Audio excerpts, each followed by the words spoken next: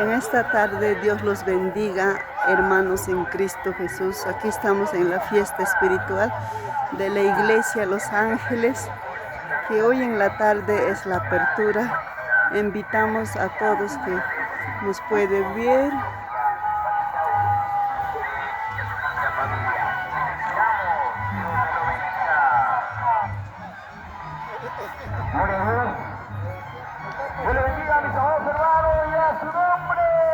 Gloria a Dios. Gloria a Dios.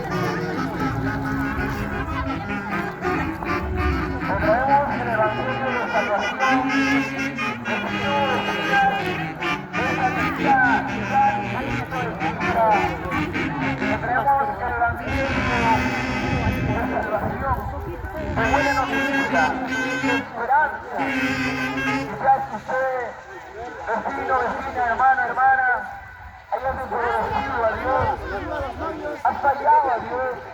Somos humanos, somos pecadores, nadie es perfecto. Y a veces dicen, mi vida no vale nada, mi vida ya no vale nada. Pero quiero decir que hay una vida de esperanza, ese es el Evangelio de Cristo. Él quiere perdonar tus pecados, Él quiere ayudarte, Él quiere sanarte.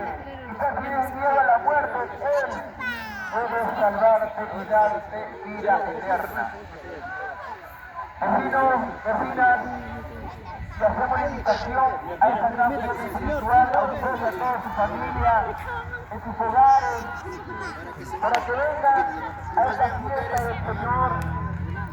Llenándonos de gozo y buscamos su presencia, donde Él nos dará su paz, su amor y perdón de pecados.